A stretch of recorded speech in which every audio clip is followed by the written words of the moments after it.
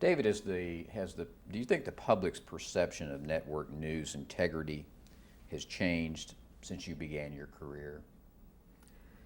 Well, I'm afraid this is a yes and no answer. The reason being that when television news began, they trusted us completely and should have, because none of us had any axe to grind. None of us had any political ambitions. Our only real purpose in life and in work was to tell people what we knew to be true. Now, there are people on the air who, I'm not going to name any of them, but there are people I know on the air who are lucky to be out of jail. It's become a tremendous potpourri of quality, ignorance, wrong-headedness, stupidity. And you look at all over the television, there, what are there now, 90 stations or whatever it is in a big city? More junk. And people have reacted by believing less of what they hear and becoming more skeptical. Those of us on the 3 networks, maybe 4, I don't want to count them, those of on the networks have always, it's not that we're so wonderful, it's not that it is that we don't have any choice. You can't tell a lie on a network coast to coast. There'll always be somebody who knows it's a lie. So you simply can't do it. You have to play it straight. And I think we get credit for that, but the general receptivity to television is diminished somewhat by the fact that there's an awful lot of trash on there, awful lot of junk. Do you think there's a need for as many news outlets as we have today? Which is, I think, what I'm maybe hearing what you're saying is that there's so much out there now that you said when there were 3 or 4 networks, someone knew when someone was telling a lie. Do you think part of the problem is this multiplicity of cable news? It probably is, but I don't want to get on a high horse and talk about it. No, please do. Talk down the cable people. Let me help you out. No, when I began, there were 2 networks or 3, and we owned it. That's all there was. Now there's a television, there are 90 stations on the dial. I think it's 90, but it's some huge number. And God knows what's on all of them. I couldn't begin to watch that many. I wouldn't want to.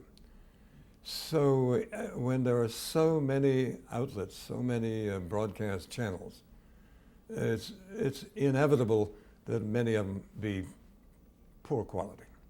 Mm-hmm. There isn't that much good stuff in the world. I'm fond of remembering what somebody told me once, and it was that at the rate we use broadcast material, we would use up everything William Shakespeare ever wrote in a week, which I'm sure is true. Mm-hmm. So if you've got 90 channels, Lord knows what they're all going to put on them. Mm-hmm. Mm-hmm. What would you like to see instead? What do you wish we had? My today? favorite programs are news, real news. I like good discussion.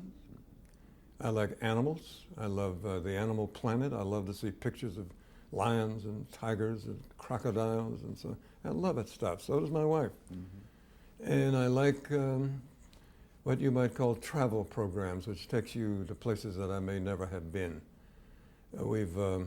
My wife has good friends in Africa, and she visits them once in a while, and I've been with her once, I think. And I love seeing we were riding around in a Land Rover, and we came to a little valley with a stream in the bottom and about 100 elephants in it. So we stopped to look. And they saw us, smelled us actually. Elephants can't see much, but they can smell. And they very slowly ambled up just a few yards from our wagon and stood looking at us, and we stood looking at them. And there was I'd say about 100. And it was a lovely experience.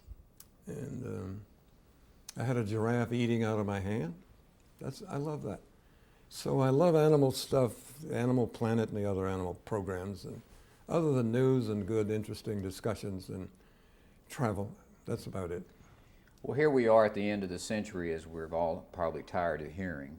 But looking back on the century, David, what do you think the one event, the most important event of the century that's changed this country the most? Would you pick a particular event, any particular event that you think looms most significant? Well, I think to answer that question, you would have to have a choice between the wars and computers. They have changed the way we live quite substantially and peacefully. Whether they would rank in the same scale as the wars, we've had many, many too many. Our first war was 1918, and some of my uncles were in it. And it's come forward to World War II when I was in it. I never did any fighting, but I was in the Army. And I think computers it's far less dramatic, of course, than a war. It's guys sitting at keyboards. But they are indeed changing our world. So I don't know, it'd be a choice between those two. If I had to make the choice, I would choose, if I had it to do over again, I would choose computers because they don't kill anybody. Well, David, thank you very much. Oh, well, thank you. I've enjoyed being with you. Thank you.